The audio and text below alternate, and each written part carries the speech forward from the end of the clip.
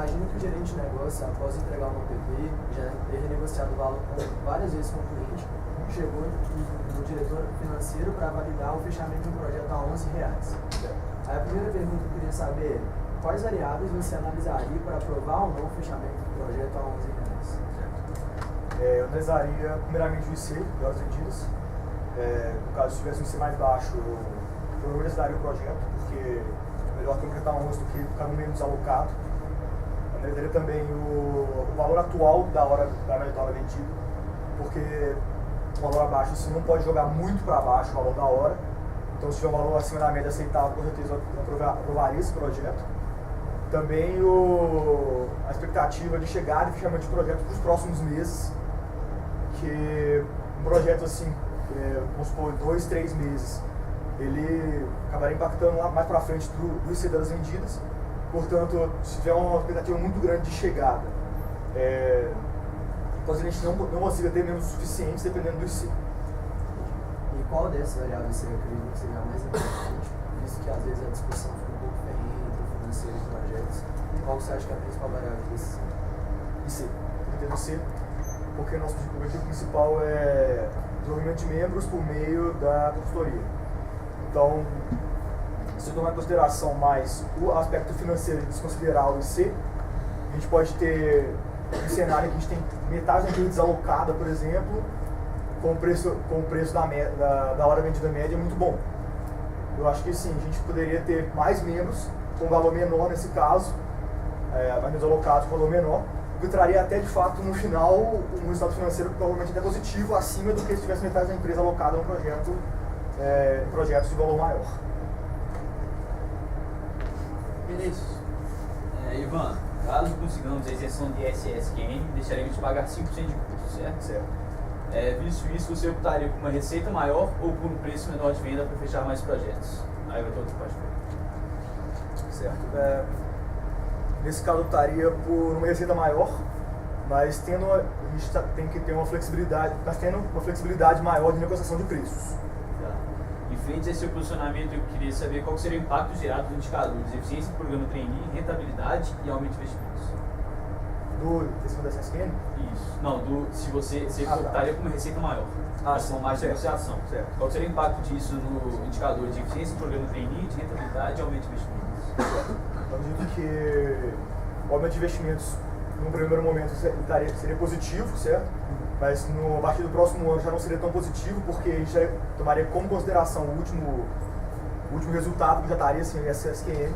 O segundo foi qual? Você perguntou? Rentabilidade, o outro é eficiência do programa trainee. Rentabilidade. Certo. Acredito também que rentabilidade se manteria a mesma, porque eu tomo em consideração o valor da hora vendida e dá uma porcentagem em cima disso. Então, a porcentagem da rentabilidade ficaria mais ou menos a mesma, porque não teria impacto em atraso de projeto, nem no aumento de custo direto do projeto. E em relação ao programa trainee, acredito que a gente possa ter um resultado positivo, caso a gente passe a investir mais em marketing dentro da face para alcançar novos trainees.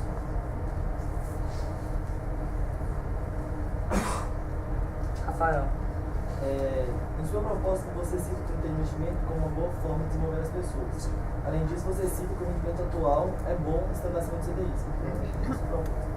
Você propõe algumas alterações do perfil dos nossos investimentos. Você já citou alguns riscos, mas eu queria que você deixasse mais claros esses riscos, quais as vantagens dessa mudança. E até mesmo para a gente tomar uma decisão, a gente tem que analisar cenários. Certo. Qual seria o impacto de caso a gente optasse por renda variável, se a gente tivesse um estado negativo, como isso afetaria a empresa? Certo. A minha ideia para o comitê de investimento é um resgate, a ideia original do comitê, como eu já falei. A ideia original era a gente investir a nossa receita, que é excedente, em renda fixa, e com os juros da renda fixa, que a gente vai receber, a receita financeira, a gente mexer em renda variável. Com isso a gente não ia colocar o nosso fundo em risco, a gente ia ter como se fosse uma espécie de fundo morto, que teria sim risco, mas seria muito minimizado, a gente não teria um risco sistêmico na empresa, certo? E até mesmo a criação de um fundo morto separado, a gente pode fazer essa criação, e a gente pode encarar também o investimento em renda variável como investimento em membros, certo? Então, independentemente do que se tenha, tem até uma possibilidade de a gente ter um retorno positivo em cima disso. Então, a gente pode encarar isso como se eu estivesse pagando um curso para um membro, para vários membros, no caso do comitê, e tendo com chance ainda de ter um retorno positivo em cima disso. Acabou o tempo, agora Camila. Parabéns pela apresentação. Então, a institucionalização da OCJ ela aconteceu, né? Sim. E agora a gente tem que arcar com o pagamento de uma taxa de 4% ao ano sobre a nossa receita. E aí, frente a esse fato, eu queria que você se posicionasse sobre quais são os benefícios da institucionalização, o que essa institucionalização significa. E depois eu quero saber se esse benefício compensa o pagamento dessa taxa, que frente à nossa meta de faturamento de em torno de 8, 9 mil reais. Certo. Eu acredito que a institucionalização compensa muito. A gente está tendo agora, a gente pode ter agora um apoio mais próximo de professores, a própria face, a próxima mudança do espaço físico do OCJ, que já é uma promessa que está tendo com a institucionalização, que vai melhorar a nossa condição de trabalho, certo? Acredito que esse pagamento anual vai interferir sim no nosso faturamento, mas eu acredito que foi um valor que não chega a interferir tanto a ponto de a gente ter um resultado deficitário em relação a se a gente não pagasse. Então eu acredito que sim, o que a gente vai ganhar em condições de trabalho, o que a gente vai ganhar com o suporte da face, da FMG, eu creio que vai compensar esses 4%. Você acha que esse dinheiro não poderia... A gente fala muito de percentual de investimento, segundo as perguntas da diretoria e conselho. Você não acha que esse dinheiro poderia ser investido em membros, como você falou que seria a prioridade, ao invés de ter esse afim com os professores, que às vezes nem geram muito resultado? Certo, isso pode ser, a gente pode considerar isso como investimento, não investimento, mas a longo prazo, a tendência é a gente ter projetos melhores e fechar mais projetos. Portanto, aumentar a receita, e aumentando a receita a gente pode investir melhor em membros. Bruno. Ivan, parabéns pela sua candidatura. Obrigado. O faturamento da UCJ, mas a preocupação é a nossa célula, né? Então, Bruno, fala um pouco mais alto. tá, desculpa. Só que a meta de faturamento não é muito bem compreendida pelas instâncias do MED, porque já vem com uma meta meio que exigindo da gente. Então eu gostaria que você me explicasse como que é a meta calculada, lembrando que ela é uma meta que envolve todas as células inclusas, então tipo assim, RH, marketing, projetos, enfim. Então existe toda a interface para chegar na meta de faturamento. Certo. A primeira interface ele é com o RH. A gente consegue calcular qual que é o IC esperado, né, qual é a quantidade de horas vendidas, de horas disponíveis para a venda. Depois com o programa a gente consegue pegar qual seria o atraso médio de projetos, qual seria o IC esperado, e com o marketing a chegada esperada, o quanto projetos seriam fechados no período. Então a gente calcula isso tomando em consideração as metas, né, tanto de ser, a quantidade de horas vendidas, a meta de inadimplência a gente toma em consideração também. Com base nisso tudo a gente calcula qual vai ser a meta semestral e divide mensalmente. Entendi. Você acha que existe alguma parte desse processo que a gente tem possibilidade de atuação? Sim, a gente tem possibilidade de atuação no crescimento da hora vendida, talvez aumentando ou liberalizando um pouco mais essa atuação. Eu creio que a gente pode também ter uma certa atuação na questão da inadimplência. Apesar de ser uma coisa que depende muito do cliente. Acabou o seu tempo. Isabela. Não, parabéns pela candidatura. Uma das coisas que a gente percebe no relacionamento entre marketing, né, e ADM, enfim, é que essa interface é muito restrita, né? O que é muito claro até quando não houve a sua procura até a célula. Pensando no futuro do meio da chegada de cliente, né, através da prospecção, espera-se aí um aumento do CAC. Tendo em vista isso, eu gostaria que você fizesse uma análise histórica desse índice e de que forma ele pode ser aprimorado, pensando nos processos de otimização da chegada de clientes através de marketing. Certo. Eu não tive acesso ao CAC histórico, certo? Eu tive acesso ao CAC CAC esperado desse ano, está girando em torno entre 230 e 330 reais, de acordo com o cenário, variando de acordo com o cenário. Acredito que a gente aumentar o CAC seria justo se a gente tivesse um aumento também do preço da hora, porque a gente não pode aumentar o custo de aquisição do cliente sem que a gente tenha um aumento real na outra ponta. A gente não pode puxar um lado e descobrir do outro. Então acredito que a gente pode fazer a prospecção, aumentar eu conversei muito com o outro candidato, né, o Gabriel, em relação aos custos da célula. Tem várias análises que a gente pode ser feita para também reduzir um pouco o custo de aquisição de clientes como por exemplo algumas plataformas ou parcerias comerciais que faltam uma certa análise, um embasamento, para se ter um retorno real em cima daquilo. E pensando nos processos de marketing, como você acha que a gente pode aprimorar ele para... Acabou o tempo, não.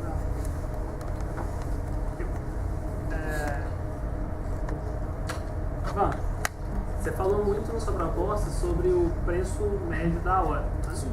E aí a gente vê que um dos momentos históricos assim, que a gente tem um resultado mais elevado foi em 2017, certo? Sim. Por que isso aconteceu? Olha, não sei dizer ao certo por que isso aconteceu. Acredito que uma sensibilidade boa da célula de projeto, de negociação, certo? Esse é um indicador que vem ao longo do tempo caindo e a gente conseguiu aumentar, apesar de que antes de 2016 o cálculo era diferente, então eu jogava para cima o indicador, certo? Mas eu não sei exatamente o porquê que... Tá, então se você não sabe porquê, eu vou te fazer uma outra pergunta. Você sugere a todo momento que a gente aumente o preço médio da hora, até a resposta do Bruno, você falou que era possível fazer isso. Eu acho que para além de falar que temos que fazer, nós temos que falar como fazer. Como a gente tem que fazer isso. E eu sugiro que depois você procure saber como a gente fez no primeiro semestre, que pode ser uma boa medida, mas você pensou em alguma coisa diferente? Uma das coisas que eu pensei foi dividir os projetos, na hora de entregar a proposta, em 2 projetos, como se fosse um menor e um maior, um menor com custo da hora maior, que a gente consegue ver muito bem ali Acabou o tempo. Muito obrigado. Depois conversa sobre isso. Guido. Parabéns pela sua apresentação, Ivan. Tendo em vista que aumento de investimentos é um campeão da célula administrativa financeira e no resultado consolidado semestral a gente nunca tem um histórico de bater essa meta desde a reformulação do PE, você acha que a gente planejou errado o aumento do investimento ou que a gente não está conseguindo executar certo? A gente não está conseguindo executar. O planejamento eu não vejo muito problema nele, tendo em vista que a gente não consegue bater, a gente pode abaixar um pouco. Inclusive, até nesse semestre, no semestre passado, a gente conseguiu bater bastante esse indicador. A gente pode executar ele de forma melhor. A gente pode executar ele com investimento em membros. Eu acredito que tem muita, até vendo, inclusive, sazonalidade de cursos, sazonalidade de uso de verba de gestão. A gente pode usar isso para planejar melhor, tanto para executar melhor. Não, mas pensando que você falou em abaixar, é um indicador que ele varia muito, né? Por exemplo, o resultado dele foi menos 15% a meta ano passado, semestre passado, no semestre anterior isso foi 3%. Então não faz muito sentido abaixar a meta. Como você acha que a gente consegue alcançar mais esse indicador? Sem se abaixando a meta. Alcançar mais o indicador? Eu acredito que a gente tem que ter uma receita maior, primeiramente, para... Acabou o tempo, Ivan. Conversa sobre isso. Tomed. Então, para essa apresentação, e aí, todo mundo sabe que um dos maiores problemas da OCJ, principalmente com relação à interface de célula financeira e célula de projetos, é em relação ao atraso. Certo. Né? E aí, então, eu queria que você falasse um pouco sobre o que você acha que são as medidas que a célula financeira tem, que ela pode tomar diretamente para atuar em cima dos atrasos que ocorrem nos projetos. O medida pode tomar diretamente para mitigar ou diminuir atrasos que estejam acontecendo. Eu não vejo muita coisa que a gente pode fazer, além daquela típica pressão, né, que é feita. Até porque o atraso muitas vezes não é completamente nossa, a pressão do cliente. Acredito que a gente possa ali ver se tem um acompanhamento mais próximo, um acompanhamento diário de projetos, para ver como está o andamento deles, tentar entender o porquê desses atrasos e em cima do porquê dos atrasos. Iago. Boa tarde, eu queria saber, você citou algumas vezes sobre investimento em renda variável no futuro. Certo. Eu quero que você analise essa opção balizando esses três quesitos. O risco desse investimento, o fato das taxas de corretagem serem proporcionalmente maiores se a gente está investindo uma quantidade menor, e a falta de conhecimento dos membros sobre isso. Como você acha que isso seria possível? Certo. Em relação ao conhecimento dos membros, acredito que já, como foi tomada a ação de colocar os trainees para dentro do comitê, acho extremamente positivo que a gente vai conseguir ter mais membros. A gente pode, por exemplo, ir atrás de professores da face, sempre os CJs que mexem diariamente com o mercado financeiro. Eu acredito que a questão do capital intelectual, a gente não vai ter muito problema em relação a isso, certo? Qual foi a segunda? Os riscos e o fato da taxa de corretagem ser proporcionalmente maior. Em relação aos riscos, como eu já disse, a ideia é reduzir os riscos, utilizando só os juros da renda fixa para esses investimentos. Então a gente não mexeria na reserva, a reserva ia estar sempre lá.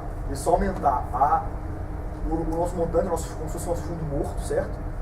Mas em relação à corretagem, a gente pode fazer pesquisa para pegar a menor corretagem possível.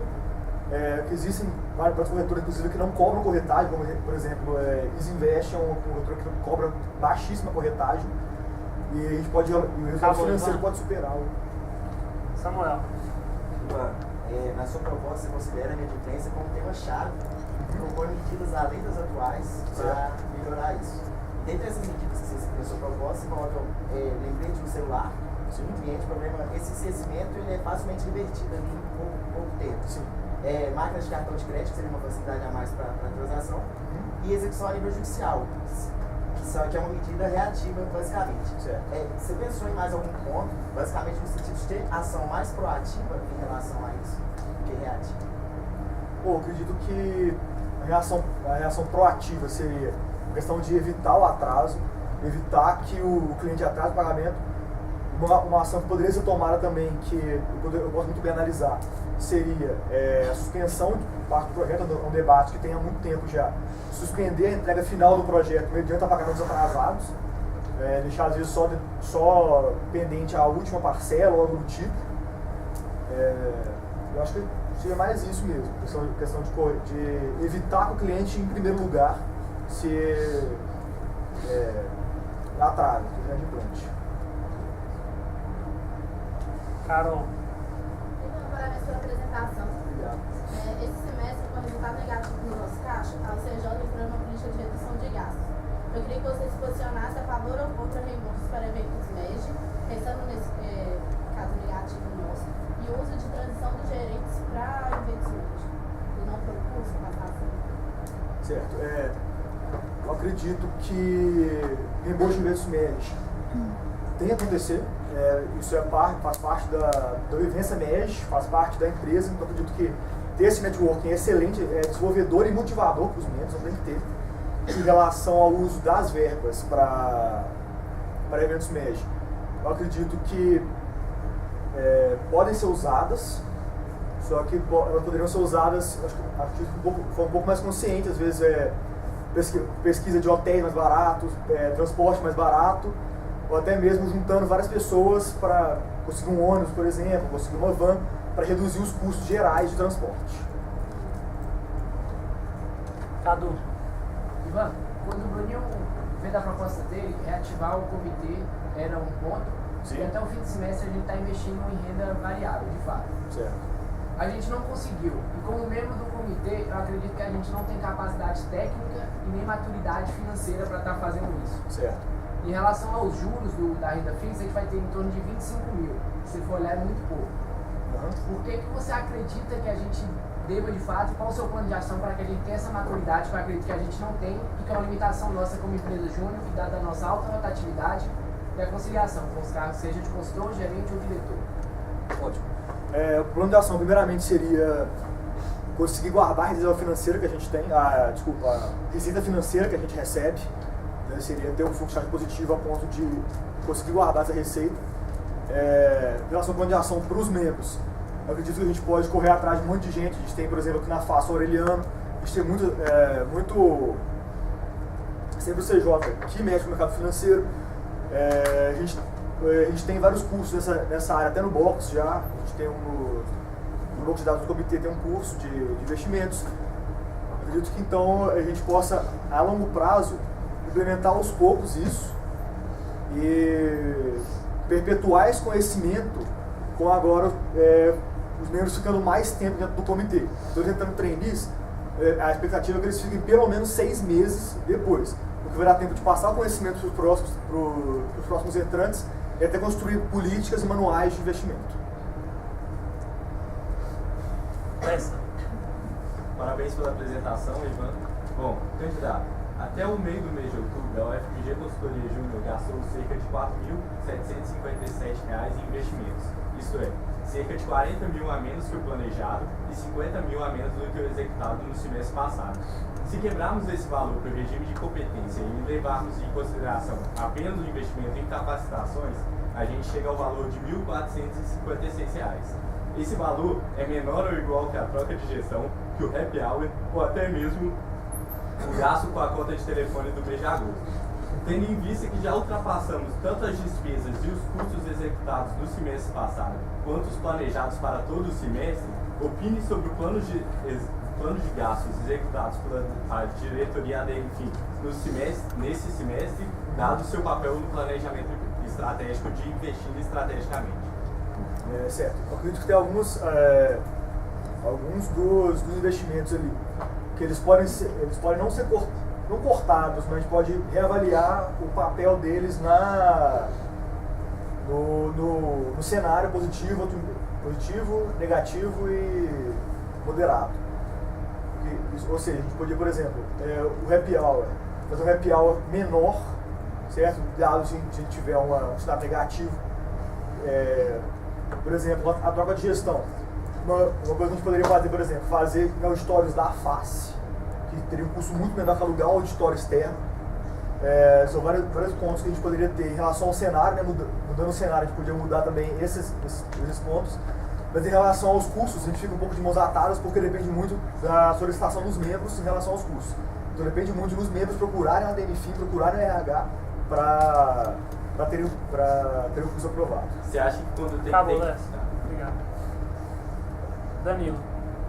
João, para essa apresentação, puxando um pouco mais para esse lado do Lessa e da Carol, você falou na sua proposta que a verba de transição ela não tem sendo efetiva, certo? Mas o que você pretende fazer para mudar, para ela ser melhor aproveitada? Certo.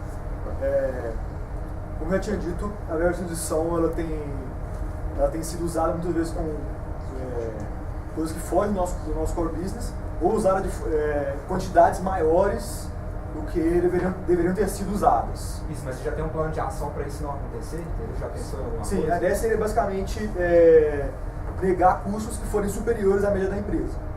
Entendeu? Por exemplo, num evento MEG, se todo mundo está gastando em média ali R$500 R$200 ali com hospedagem, e o membro vem pedir, um diretor gerente vem pedir um reembolso para R$500 de hospedagem, não é válido, porque ele está gastando muito mais que os outros por uma coisa que os outros estão fazendo igual. Larissa. Na vez da apresentação, a gente vem discutindo muito sobre implementação na empresa. Fala um pouco mais alto, por favor. A gente vem discutindo muito sobre implementação na empresa. Eu queria saber como você se posiciona em relação a isso e qual a sua análise do impacto financeiro que isso teria para o CJ. Implementação do projeto que você diz, né? Então a gente tem um trabalho mais em loco e tal, né? Não, implementação, igual a gente discute, que muitos clientes falam que o projeto não é implementado. Ah, sim. Ok, isso vai ter um impacto financeiro muito grande na hora de fechar o projeto, porque vai acabar ficando mais caro. Mas eu acredito que o cliente tem que entender que esse custo maior se deve a uma proximidade maior do consultor com o cliente. Eu acredito que a gente pode sim implementar, mas eu creio que a gente tem que fazer antes um plano piloto, fazer um grupo de controle com alguns projetos implementados, para ver se a gente não vai ter um fechamento menor de projetos por causa de custos, ver se isso não vai ser muito desgastante para o consultor, e ver se isso não vai acabar fazendo com que os projetos excedam o custo médio, né, de custo orçado, né, continuem tendo valor executado menor do que o orçado, ou igual. Luiz.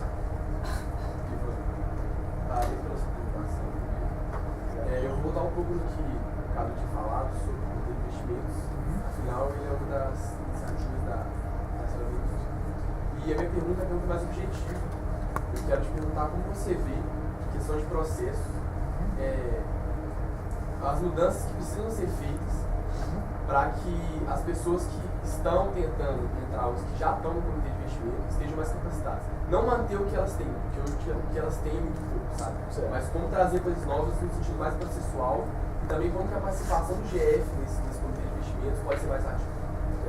Por isso que a gente possa ter um conhecimento na hora inicial, com a proximidade maior do diretor e do GF com a célula, certo? A gente às vezes tendo reuniões semanais, reunião final de semana, para estudar, para ler case, para entender como isso é feito.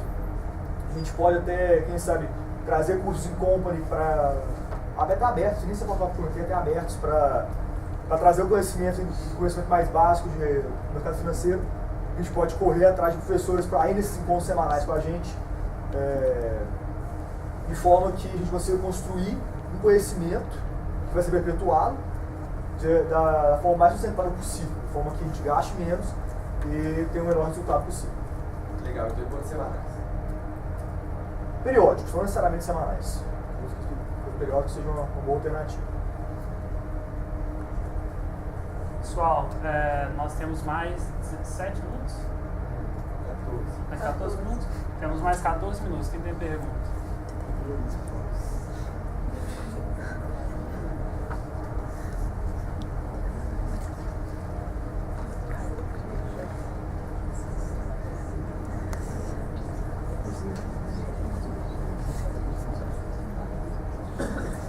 Até a segunda fila pode baixar.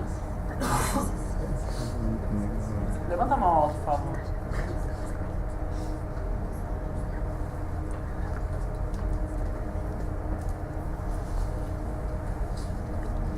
Terceira pode baixar.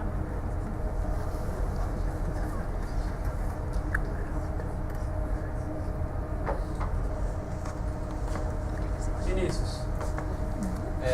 Ivan, nas últimas propostas da DMFIM é recorrente falar vamos restaurar o comitê perdeu sua essência. Eu queria saber o que você vai fazer de diferente que os últimos diretores fizeram para restaurar o comitê, realmente fazer ele funcionar. Eu queria saber por que deu errado nos últimos anos. O que deu errado nos últimos anos, muito por conta de tempo mesmo do diretor e tempo dos consultores, acabava muitas vezes ficando um pouco esquecido o comitê. Porque do jeito que está agora, tem feito um trabalho ótimo em questão de estar mais próximo dos consultores, mais próximo dos trainees para a construção do conhecimento. O que eu pretendo fazer diferente seria continuar em proximidade, até cada vez mais próximo, tendo em vista que isso é um processo direcionador da empresa, que é a gestão do orçamento, que ter um comitê ali funcionando, a gente vai conseguir ter uma receita muito boa. Então a ideia seria basicamente essa proximidade maior. Você acredita que a proximidade já resolveria esse problema e seria o suficiente para manter o comitê funcionando? Eu não posso te dizer se com certeza só isso vai ser o suficiente, porque é uma coisa que vai depender mais de prática. Então vai ser uma das ações iniciais que eu vou tomar, que é manter mais próximo do comitê. Acabou o tempo. Camila. Ivan, eu vou fazer uma pergunta mais técnica agora, dado que a gente está nesse cenário de reformulação do IPE, então a gente entra nessa parte de entender os indicadores, mudar métricas, criar novos, né? Beleza. E aí a gente tem o indicador API da eficiência do planejamento financeiro, acho que você deve ter estudado. E ele possui a seguinte métrica, que é o fluxo de caixa executado, fluxo planejado, sobre a receita realizada, certo? E dado que esse indicador ele visa calcular o gap existente entre a assertividade do nosso orçamento e as receitas e despesas planejadas, eu queria entender por que o nosso denominador nesse indicador é a receita realizada e não o fluxo de caixa planejado, que é ocorrente em cálculos de gap. Porque a ideia desse indicador é que seja uma proporcionalidade entre a proporção de gastos do PF e a proporção de receita do PF, certo? Então, não faz sentido a gente ter como denominador o fluxo de caixa final, porque a gente pode ter, por exemplo, planejado gastar X, receita de 2X, mas a gente executou, sei lá, X de gastos, mas uma receita de 4X, você vai alterar a proporcionalidade e vai distorcer esse indicador. Entendi. E aí eu queria que você completasse dizendo qual é o significado dos resultados positivos e negativos, que sempre oscilam nesse indicador. Resultado positivo significa que a gente teve um fluxo de caixa positivo, ou seja, a gente executou menos do que a gente gastou, do que a gente planejou, e o contrário é o fluxo de caixa negativo. E essa tendência ele se aproxima do zero à medida que a gente aumenta a receita. Bruno. Aí, Ivan, eu já perguntei sobre isso, mas a questão é que não ficou muito claro, porque existe duas possibilidades de alavancar a receita. Certo. Preço de projeto e quantidade de projeto. Certo. Então, quais são as consequências que isso tipo assim, causaria, não sei, tipo assim, aumentar o preço da hora, o que isso causaria e o que você deveria fazer antes de ter uma hora mais elevada? Outra coisa também, qual seria a possibilidade, quais são os efeitos e consequências de também vender mais projeto? E que isso tem de implicação na empresa como corpo técnico, pensando. Tá. Em relação ao vender mais projetos, eu vejo que assim, existe uma proporcionalidade, investimento proporcional, né? O valor da hora e a quantidade de projetos vendidos. Isso, na teoria, é investimento proporcional. Então, a gente pode ter, igual eu falei aqui na pergunta, acho que foi do Saliba, se eu não me engano, a gente tiver mais projetos, um valor da hora menor, a gente vai conseguir uma rentabilidade semelhante, certo? Mas eu acredito que a gente abaixar muito, para ter muitos projetos, pode acabar tendo uma sobrecarga do corpo técnico, às vezes um IC muito elevado, a gente acabar tendo que sobrealocar a gente e não ter espaço, ou melhor, subalocar a gente, e não ter espaço para chegar de novos projetos, projeto na fila. Às vezes um projeto estratégico que chega, a gente não consegue executar ele porque Beleza. tem E o preço da hora? Oi? E o preço da hora que você falou várias vezes que ele poderia levar? Qual seriam os impactos disso na produção de jogos? O preço da hora seria uma receita maior, caso houvesse uma manutenção da quantidade de projetos, mas caso não houvesse a manutenção, seria uma diminuição da quantidade de projetos. Acabou o tempo. Isabela. Bom, o evento de 25 anos da OCJ foi realizado em outubro, porém foi alvo de inúmeras críticas internas e externas. Certo. Desde seu planejamento, passando pela execução conturbada, houve falhas que poderiam comprometer a OCJ financeiramente, e frente aos seus stakeholders. Discorra sobre os gastos realizados e o retorno esperado. Certo. Eu acredito que em relação ao marketing, a festa foi muito boa, a gente conseguiu ter um contato mais próximo com os DJs, com o DA da face, conseguiu alavancar bastante o nome da empresa no geral. Mas eu acredito que ela poderia ter sido feita com menos recursos próprios, a gente poderia ter feito às vezes uma festa um pouco menor, não dizendo que foi ruim, a festa foi muito boa, por sinal, mas poderia ter feito uma festa um pouco menor às vezes, gastando menos, impactando menos o nosso resultado financeiro. Tá, fala mais um pouco dos gastos realizados em relação a quanto que o OCJ entrou como pagante dessa festa. Entrou com metade da festa, a gente acabou tendo que gastar do caixa, que por causa desses problemas com a conta bancária que a gente teve. Mas eu acredito que os gastos foram, acho que a gente arcou com mais do que poderia ter arcado, mas não poderia, mais do que deveria ter arcado. Em relação sempre ao OCJ. Acabou, Isabela. Muito obrigado.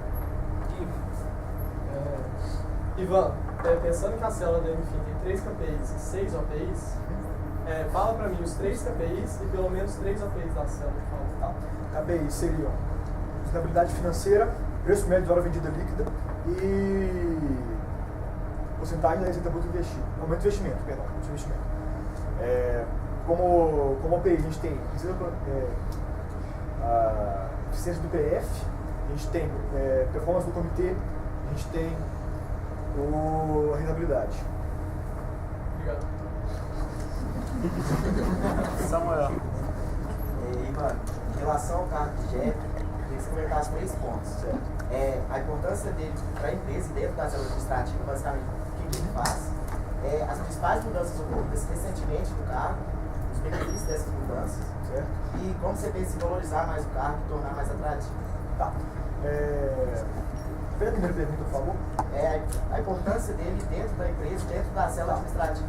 A importância dele é muito ele tem um papel mais próximo do ADMFIM com os membros, em especial com a reunião de gerência, controlando mais os gastos ali dentro, evitando gastos muito altos. Tá? Isso é uma coisa essencial para não ter um descontrole financeiro na empresa e até diminuir atraso, diminuir o custo de projeto. Que é uma coisa que tem sido feita na reunião de gerência. Eu acho que eu consigo transformar esse cargo mais atrativo, tendo um contato mais próximo com os novos entrantes na empresa, desde o primeiro momento que eles chegam, de sondar quem tem o interesse, né, de trabalhar com o setor financeiro, para mostrar como funciona mais a célula, deixar eles verem mais os indicadores, chamar para o canto para conversar, etc. De forma mais atrativa assim. Em relação às mudanças que foram feitas recentemente. Acabou, Ivan. Carol. Ivan, a maior interface que a gente tem entre financeiro e projeto é através da rentabilidade, né? Essa relação de GF e GP. Só que o que a gente faz basicamente é preencher a planilha para o Samuel, para ele computar como está lá atrás e tudo. Sabe o que você acha que a gente pode fazer para ter maior controle da rentabilidade? Porque eu sei que eu tenho que controlar o atraso, mas em relação a custo, o que está acontecendo fora os atrasos que afetam a rentabilidade, a gente está tentando controle. Como você acha que a gente pode fazer? Além dos atrasos? Além do atraso, então, tipo, o impacto do custo, por exemplo. Tá. Olha, em custo a gente está tendo muito impacto. São poucos projetos que estão tendo um custo acima do planejado. E mesmo assim, com exceção aqueles do começo do ano, o custo acima não afetou muito a rentabilidade do projeto. Tá? Qual foi a segunda parte da pergunta? Desculpa. Eu quero saber, você acha que tem alguma coisa que a gente pode fazer para o GP e o GF para a gente melhorar essa interface? Certo. Eu acredito que a gente possa ter um convívio mais diário, certo? Do GF com o GP e colocar mais na cabeça do GP a responsabilidade financeira do projeto. Não só a questão do custo, mas o quanto que o atraso impacta na rentabilidade geral do projeto. Você acha que tem que fazer essa questão do atraso para alguma coisa do financeiro ou é responsabilidade da célula de projetos? Olha, eu acredito que a maior parte seja da célula de projetos, mas o financeiro não deve ficar de braços cruzados, obviamente. Tem que ter ali uma interface para tentar minimizar esses atrasos. Acabou, Ivan. Obrigado. Gabriel. Ivan, em relação ao preço da hora que você falou, da possibilidade de aumentar, e tendo em vista que a maioria dos principais motivos que os nossos clientes falam, dão um motivo para não fechar um projeto, é o valor desse projeto muito exclusivamente, qual seria o seu plano de ação nisso e até que ponto você vê o marketing entrando nesse relacionamento no sentido da cobrança e se tem algum plano de ação referente em conjunto com a célula de marketing? A questão que eu falo de aumentar o preço da hora, minha ideia não é jogar o preço lá para cima, é tentar conseguir o máximo possível dentro do escopo do projeto. Então eu não vou chegar e falar, não, agora o preço da hora é R$14, isso aí, não. Eu creio que sim, a gente vai conseguir aumentar esse indicador à medida que a célula de marketing conseguir trazer mais clientes. Eu até conversei bastante com o Gabriel sobre isso. Eu creio que, de acordo com o que ele propõe, a gente vai ter um certo aumento de chegada de clientes, e um aumento de chegada de clientes tem uma correlação positiva ali entre chegada e fechamento. Eu acredito que a gente possa ali acabar aumentando um pouco o valor do projeto sem que isso impacte no nosso ciclo. Ana.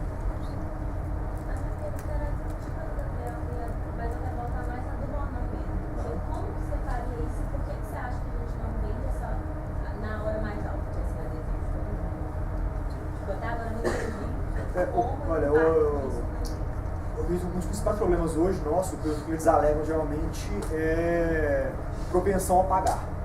Eles falam que não tem dinheiro, então portanto não fecham o projeto. Uma das coisas que a gente poderia fazer também seria, na hora da negociação, levar um case de sucesso semelhante àquele projeto deles, para aumentar o valor percebido do projeto, certo? Isso seria uma questão mais de projetos e marketing, mas é uma coisa que eu defendo completamente. Em relação a isso, a gente conseguiria aumentar um pouco o preço da hora, mantendo um nível um pouco mais elevado. Tá claro? Henrique. Quando você aborda sobre inadimplência das propostas, você cita sobre a ação a nível judicial. Certo. E aí, eu particularmente acredito que isso é uma questão muito delicada, de certa forma agressiva. Certo. Então, minha pergunta é mais para, assim, você consegue me falar como que isso correria, através de quem? Porque eu acredito que a assessoria jurídica que a gente tem não cobriria essas ações. Certo. E quais seriam os custos disso? Se você consegue me pautar assim, ou seria mais uma ideia? Certo. A ideia seria de entrar judicialmente com projetos que estão atrasados há mais tempo, provavelmente ali uma ideia, sei lá, de um ano e meio, que já está inadimplente, o cara falou que não vai pagar, aí a gente aciona judicialmente.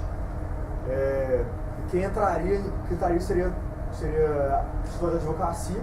Eles vão pegar, geralmente eles cobram uma parte da indenização, mas eu acredito que seria melhor a gente receber sem a comissão do advogado do que de fato receber nada. Mas você já chegou a pensar nesses custos, se valeria a pena um trade-off dessa cobrança no final, se teria outras ações das quais você mesmo se propôs que seriam mais efetivas em questão também do nome da empresa? Olha, a questão da acionamento judicial seria o último recurso, de fato. A ideia é tentar renegociar, parcelar no cartão de crédito, a dívida remanescente, e atrás até não ter mais conta. Acabou, falar, então. não vou pagar. Muito obrigado. Helena.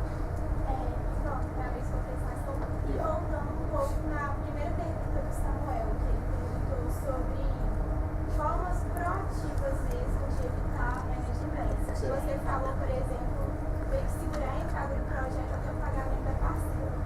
Isso, no meu ver, é uma medida reativa. Você saberia me citar uma medida realmente proativa que a gente pode implementar para evitar o atraso, para evitar a inadimplência? Mas eu não consigo imaginar nada muito além daquilo que eu ia pôr na proposta, que seria envio padronizado de e-mail, faltando uma semana, obviamente o cliente podendo optar por não receber, e o envio de uma mensagem de texto em diante do vencimento, e um dia depois, caso eu tenha esquecido. Ivan, o Comitê de Investimentos é uma iniciativa que está sendo ainda consolidada na OCJ. Certo. E tem várias divergências a respeito sobre o rumo que o comitê tem que tomar. Dentro dessas, tem dois comentários que eu acho muito pertinentes. O primeiro, sobre a meta do CDI. Você acha que tem muita gente que comenta que não é uma meta tão competitiva assim. E o segundo, sobre o processo seletivo. Muita gente comenta, inclusive eu, que não tem, às vezes, um critério de seleção muito claro, nenhum feedback de melhoria para um próximo processo, assim como é em qualquer processo interno da empresa. Certo. Eu queria que você comentasse sobre os dois pontos. Em relação ao CDI, eu creio que seria uma meta competitiva, porque é a taxa de juros básica do nosso país, então, ou seja, é o valor sem risco. A nossa ideia é equiparar o quanto a gente está ganhando em relação ao investimento sem risco. Seria muito difícil a gente traçar uma meta fora disso, sem uma análise histórica do comitê com outros tipos de investimento, certo? Em relação ao processo seletivo, eu particularmente não tive muito contato com o processo seletivo, mas acredito que sempre há espaço para qualquer coisa, sempre há espaço para melhoria. Então acho que a gente poderia, por exemplo, ter um agrupamento mais próximo, às vezes, do candidato, ou até propor algum critério técnico, um critério objetivo para a aprovação do número. Larissa. Quanto tempo estamos? Temos mais 3 minutos e meio. Pergunta?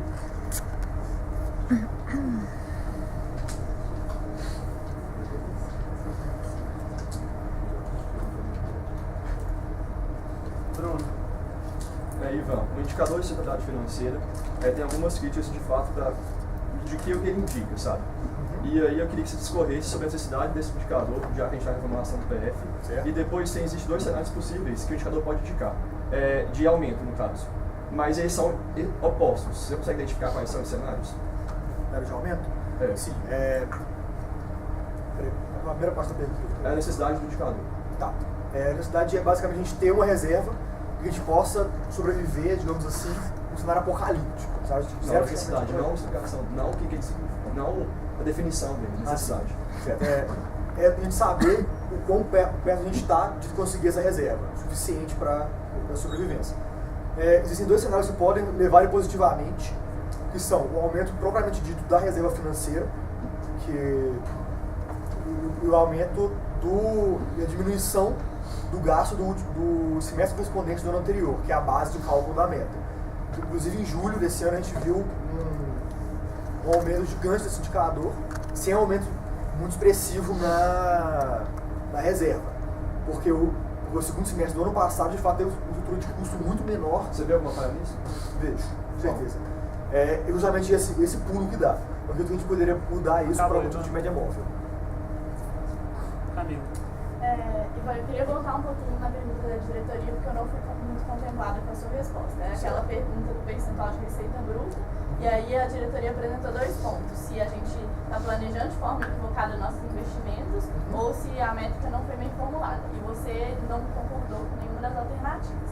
Então eu queria que você explicasse por que a gente tem esse percentual de investimentos concentrados, por exemplo, em maio, nesse ano, se você sabe que investimento foi feito. Eu falei que eu não concordava com a métrica, mas não com a métrica provavelmente dita. Não a métrica, mas o fato dele ser a gente esforçar para bater esse indicador, tendo em vista que, como eu falei, a quantidade não reflete necessariamente a qualidade do investimento. Tá, mas esse não é o ponto. Sim. Eu estou mensurando realmente a quantidade de investimentos. Eu acho que a gente tem um diretor que mensura a qualidade. Tá. Qual foi a pergunta? Desculpa. Me explica por que há essa concentração no percentual de investimentos, por exemplo, em maio, e a gente tem quase 0 investimentos em setembro. Tá. O porquê de ter poucos investimentos em setembro eu não sei, mas em maio a gente teve vários gastos. Por exemplo, o Sábado Sem Volta que foi jogado para maio, a gente teve a renovação dos offices, e são alguns investimentos que a gente faz recorrentemente, que eles acabam batendo em certos meses. E por que a gente nunca baixa o planejado? A gente nunca executa o planejado no tempo correto? Isso eu não sei informar, precisamente. Acabou tudo certinho. Acabou Vinícius. Ivan, constantemente a gente não bate no IC de horas vendidas. Eu queria que você me falasse qual que é a causa principal, primeiro, né, na primeira parte, desse que a gente não bate o IC. Se é o atraso ou a desalocação. Eu acredito que seja um mix dos dois, mas principalmente atraso. Tá. Caso a resposta seja atraso, então beleza. Atraso, mas depende do semestre. Esse semestre foi mais atraso, mas passado foi mais desalocação. Qual que é o papel da célula de MFIM para garantir que o CJ não tenha projetos com atraso consolidado? Quais ações serão tomadas por você para evitar que isso aconteça no próximo ano? Atraso consolidado, certo.